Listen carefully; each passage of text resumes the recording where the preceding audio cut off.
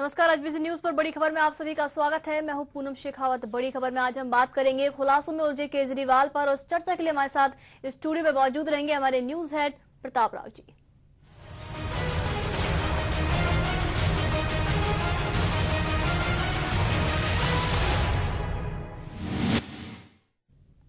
अरविंद केजरीवाल लगातार खुलासों पर खुलासे करते जा रहे हैं, लेकिन जो इम्पैक्ट जनता पर इन खुलासों का होना चाहिए वो किस हद तक हो पा रहा है। फिलहाल हमारे साथ चर्चा के लिए मौजूद हैं स्टूडियो में प्रताप जी, क्या लगता है कि लगातार खुलासे हो रहे हैं, लेकिन एक खुलासे के बाद दूसरा खुलासा इंतजार यहाँ पर नहीं किया जा रहा है। जनता एक को सुनती है, पहले को याद रखने की कोशिश करती है, दूसरा खुलासा आता है तो लोग जो भूल जाते हैं। देखो पूनम, जब केजरीवाल ने अन्ना से अलग अपना रास्ता चुना था और एक राजनीतिक दल बनाने की बात की थी, तो जनता उनके साथ इसलिए समर्थन में थी कि वो भ्रष्टाचार के खिलाफ लड़ाई लड़ रहे हैं, भ्रष्टाचार के खिलाफ एक राजनीतिक माहौल तैयार कर रहे हैं। और उन्होंने शुरुआत की भी इसलिए अच्छी कि भ्रष्टाचार के मामले उन्होंने उजागर किए, लेकिन इस उजागर के चक्कर में वो उस खुलासों के चक्कर में पड़ गए और अब पूरी तरह से इतने फंस चुके हैं कि उनको ये लगने लगा है कि यदि उन्होंने एक के बाद एक खुलासे नहीं किए तो जनता उन्हें भूल जाएगी। तो अब उस प्रेशर में कोई ना कोई छोटा मोटा खुलासा भी बिना तथ्यों के और या बिना पूरे होमवर्क के, जिसे कहना चाहिए कि इन सब में हो सकता है कि सारे के सारे जो आरोप हैं वो हो सकता है कि उनमें काफी दम है, लेकिन सबसे बड़ी बात यह आती है कि उसका होमवर्क वो पूरा नहीं कर पा रहे, क्योंकि प्रेशर इतना है खुलासा को देखने वालों का कि वो चाहते हैं कि अरविंद केजरीवाल हर सप्ताह एक ऐसा खुलासा करें, और कुछ लोग तो कहने लगे हैं कि खुलासा पार्टी ही अपनी बना ले। प्रताप जी, तो आखिर खुलासे पर खुलासे लगातार अरविंद केजरीवाल कर रहे हैं, किस तरह से खुलासे जनता तक पहुंच पा रहे हैं और कितना याद उनको जनता रख पा रही है, इसी पर पेश है विशेष रिपोर्ट।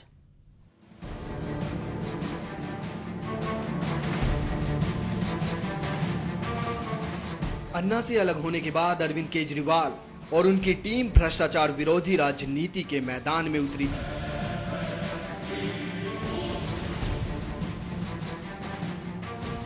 अभी जनता केजरीवाल के नए राजनीतिक तरीकों को आशा के साथ देख रही है। जनता के विश्वास को जमाने के लिए उनकी टीम ने सबसे पहले कांग्रेस अध्यक्षा सोनिया गांधी को निशाना बनाते हुए उनके दामाद रॉबर्ट वाड्रा का खुलासा कर दिया।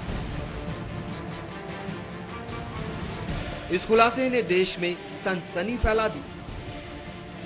अभी तक कांग्रेस के प्रथम परिवार के भ्रष्टाचार को लेकर किसी ने इतना बड़ा हमला नहीं बोला था।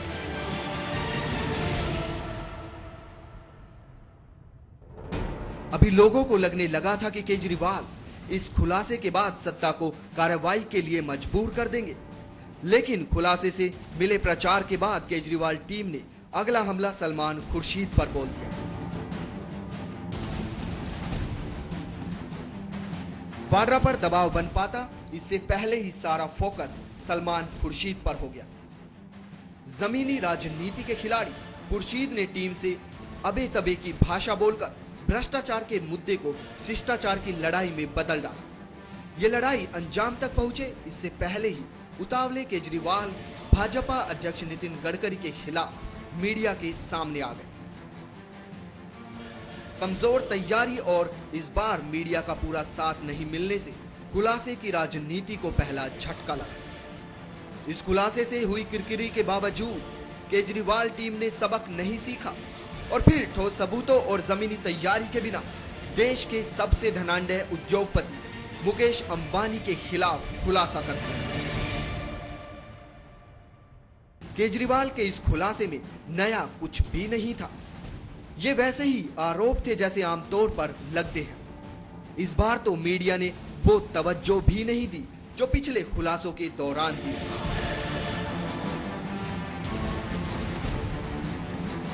केजरीवाल की खुलासों की राजनीति प्रचार मुखी होने के कारण भ्रष्टाचार के खिलाफ लड़ाई नहीं बन पाई। अन्ना हजारे भी इन खुलासों के असरहीन होने से व्यथित नजर आए। उन्होंने तो यहां तक कह दिया कि केजरीवाल सिर्फ खुलासे ना करे, खुलासों को अंजाम तक भी पहुंचाए। भ्रष्टाचार के खिलाफ मुहिम में केजरीवाल के साथ आए लोग भी अब इन खुलासों की राजनीति से परेशान हैं। कुछ लोगों ने तो केजरीवाल को अपनी पार्टी का नाम खुलासा पार्टी रखने का सुझाव दिया है।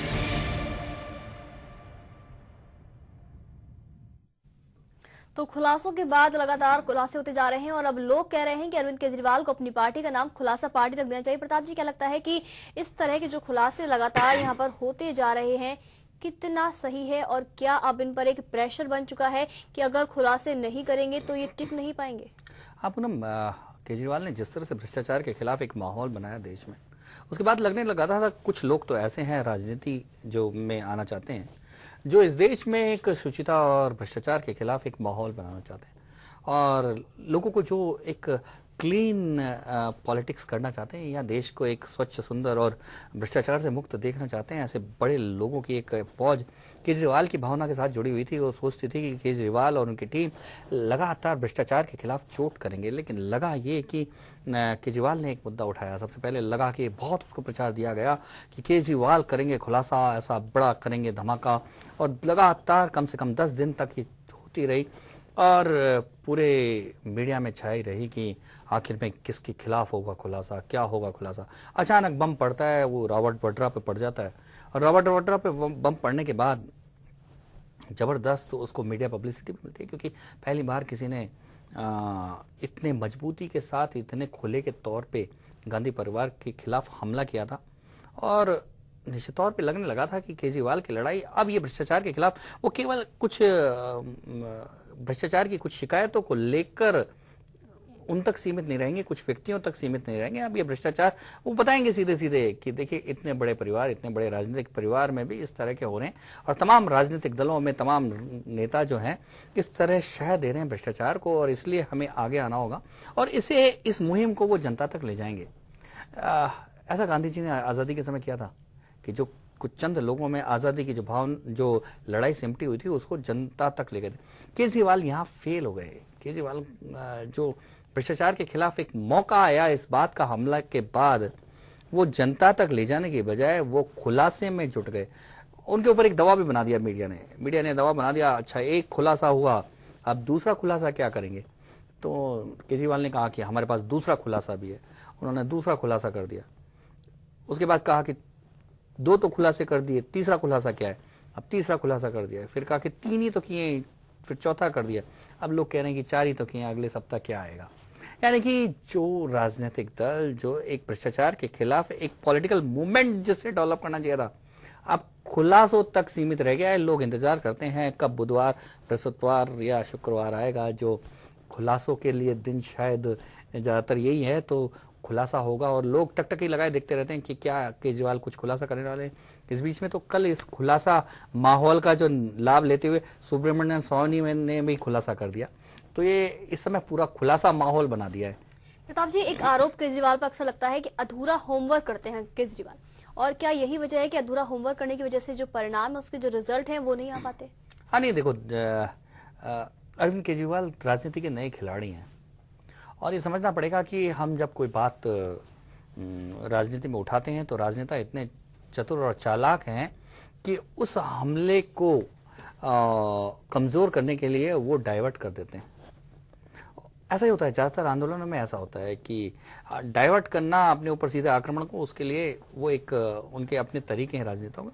और उन झांसों में, उन चक्करों में, मीडिया की उन बातों में या राजनेताओं के उन चक्करों में केजरीवाल और उनकी टीम आ गई और वो भ्रष्टाचार के खिलाफ लड़ने वाली एक राजनीतिक पार्टी बनने के बजाय खुलासा पार्टी बन के रह गई। बहुत कुछ सीखने की जरूरत है यहाँ पर।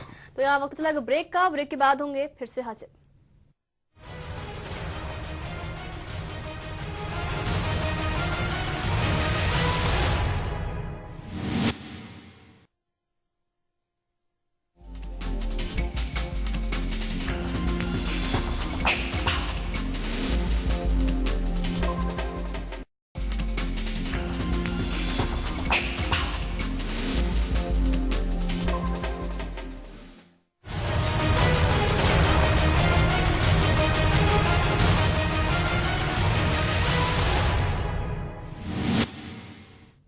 बड़ी खबर में एक बार फिर से आपका स्वागत है। ब्रेक से पहले चर्चा लगातार जारी थी कि लगातार अरविंद केजरीवाल खुलासे पे खुलासे करते जा रहे हैं, लेकिन उनको बहुत कुछ अभी सीखने की जरूरत है। फिलहाल हमारे साथ फोन लाइन पर बने हुए हैं वरिष्ठ पत्रकार केडी पाठक जी। केडी जी, बहुत बहुत स्वागत है आपका एचबीसी न्यूज में। धन्यवाद जी। केडी जी, क्या लगता है कि लगातार जिस तरह से खुलासे पर खुलासे अरविंद केजरीवाल किए जा रहे हैं, उन पर एक दबाव बन गया है कि खुलासा पार्टी बना ले? हाँ नहीं, बहुत अच्छा आपने नाम किया कि जिस तरह खुलासे कर रहे हैं, जी। ये अपनी पार्टी का नाम खुलासा पार्टी रख दे तो आम जनता में ज्यादा अट्रैक्ट करेंगे। क्या पाठक साहब, सबसे बड़ी बात यह है कि केजरीवाल जब अन्ना से अलग हुए थे तो ऐसा लगता था कि उनकी टीम भ्रष्टाचार के खिलाफ एक बड़ी मुहिम छेड़ेगी, जनता को जोड़ेगी, आम लोगों को जोड़ेगी। अब ऐसा लगता है कि केवल वो खुलासों तक सीमित होकर रह गए हैं, और वो भी एक के बाद एक, कोई उसका परिणाम आने से पहले ही कोई ना कोई नया धमाका कर देते हैं। देखो, नहीं लगा जरूर था कि भ्रष्टाचार के खिलाफ वो उनकी टीम लगेगी, खुलासे करेगी, और जहां तक बात है भ्रष्टाचार की, तो जी खुलासे तो कर ही रहे हैं। बात यह है कि उनका अटैक अभी जो बड़े लोगों पे है, जी और बड़े लोगों पे बड़ी पार्टियां हैं, तो वो सब उनके खिलाफ एकजुट हो रही है। जी। नहीं, क्या लगता नहीं है कि केजरीवाल को इस राजनीति को समझना होगा? एक बार बड़ा अटैक करने के बाद उसको एक मुहिम बना देनी चाहिए और जनता के बीच जाकर बताना चाहिए किस तरह से बड़े लोग इन्वॉल्व हैं, इसके बजाय कि वो इस बात पर ध्यान दें कि किसी स्टिंग ऑपरेशन की तरह एक के बाद एक खुलासा करें। देखो, जहां तक केजरीवाल का सवाल है, वो कोई मतलब किसी राजनीतिक पार्टी से नहीं रहे, कोई न कोई संगठन चलाने का भी इतना अनुभव नहीं रहा जी। पर जो खुलासे कर रहे हैं, जो भ्रष्टाचार के मामले ला रहे हैं, वो अपने में बड़े हैं। पर ये देखना जी और पार्टियां हैं, जो आम आदमी है उसको कहां तक समझ पाता है, क्योंकि राजनीतिक पार्टियां तो कभी नहीं चाहेगी कि केजरीवाल के ये मामले सही बैठे, क्योंकि उसमें कहीं ना कहीं भाजपा हो, कांग्रेस हो, सब उसमें एक ही थैली के चट्टे बट्टे जैसी चीजें हैं। पर पाठक साहब, एक बड़ी बात यह आती है कि एक उन्होंने खुलासा किया रॉबर्ट वाड्रा के मामले में, और उसको अंजाम तक पहुंचाए बिना, उस पर कोई कार्रवाई के लिए दबाव बनाए बिना वो सलमान खुर्शीद पर चले गए। सलमान खुर्शीद पर जब तक दबाव बनता तब तक वो नितिन गडकरी पे आ गए। नितिन गडकरी के खिलाफ कुछ कार्रवाई हो उससे पहले ही वो मुकेश अंबानी तक पहुंच गए। आखिर में वो टिक क्यों नहीं पा रहे और क्यों लड़ाई क्यों नहीं लड़ रहे इन लोगों के भ्रष्टाचार के खिलाफ? देखिए, ये कहीं ना कहीं जो केजरीवाल और उनकी जो टीम है उसमें कमी है। ये बिल्कुल आप सही कह रहे हैं कि वो एक साथ एक के बाद एक मामले जो कर रहे हैं, वो करने से पहले एक रॉबर्ट वडेरा का मामला था, उसे लेते, उस पे पूरा दबाव बनाते, तब अगला मामला लेते, तो उससे ज्यादा उनको कहीं ना कहीं फायदा होता। ऐसा क्यों नहीं कर रहे पाठक साहब? ये क्या इसके पीछे कोई राजनीतिक दलों का हाथ है या मीडिया का हाथ है, या केजरीवाल और उनकी टीम को लगता है कि इससे ज्यादा प्रसिद्धि मिलेगी उनको? उन लोग की कमी मानी जा सकती। जी हाँ पाठक साहब। जी सर। क्या ये जो इस तरह से जो केजरीवाल और उनकी टीम कर रही है, एक के बाद एक खुलासा, और किसी को अंजाम पे नहीं पहुंचा रही, इसके पीछे क्या मीडिया पब्लिसिटी की उनकी मानसिकता है या कोई राजनीतिक षड्यंत्र है उनके साथ? देखिए, राजनीतिक षड्यंत्र तो कोई नहीं है, पर ये बात आपकी ठीक है कि जो मीडिया की जो पब्लिसिटी मिलने लगती है, कई बार तो वो आदमी को बहुत ज्यादा महत्वाकांक्षी बना देती है। जी और वही केजरीवाल के साथ लग रहा है कि जो मीडिया ने उन्हें एकदम रातों रात, जब अन्ना से हटे थे तो लगता था कि केजरीवाल का कद नहीं रह पाएगा, फिर मीडिया ने उन्हें रातों रात जिस तरीके से ऊपर पहुंचा दिया, उससे कहीं ना कहीं वो भी भ्रमित हो गए हैं, और वो एक के बाद कहीं मैं पीछे ना पड़ जाऊं, इस कोशिश में वो जो दाव फेंक रहे हैं, वो दाव बेकार जा सकते हैं। अगर इसी तरीके से रफ्तार बढ़ते रहे तो मामले लोग भूलने भी लगेंगे। जी केडी जी, जिस तरह से लगातार खुलासों की फुलझड़ियां जो अरविंद केजरीवाल छोड़ रहे हैं, क्या लगता है कि चुनावों के बाद कोई बम उनके फेवर में भी फूटेगा?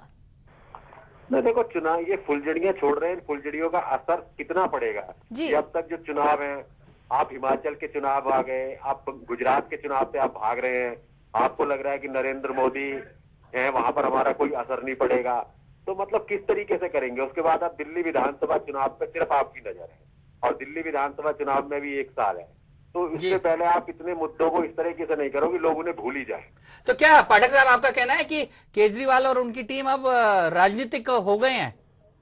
जी बिल्कुल राजनीतिक हो गए, इसमें कोई दो राय नहीं है कि वो राजनीतिक हो गए, उनकी महत्वाकांक्षा राजनीतिक है, वो चुनाव लड़ाएंगे। पर वो मतलब पाठक साहब, अब क्या वो राजनीतिक चालबाजियां भी सीख गए हैं कि जहां हारने की उन्हें आशंका है, जहां उनका असर नहीं है, वहां वो जा ही नहीं रहे हैं? हाँ बिल्कुल सही कह रहे हैं, वो वहां जा ही नहीं रहे हैं, वो बचना चाह रहे हो उन क्षेत्रों में जहां उनकी जमीन नहीं है, और ले दे के उन्हें दिल्ली में ही उन्होंने आंदोलन करे हैं, इसलिए उन्हें दिल्ली में ही अपनी राजनीतिक जमीन नजर आ रही है। ये बात अलग है कि इसमें कितने सही है, ये चुनाव लड़ने के बाद ही पता चले। पाठक साहब, दिल्ली के चुनाव होने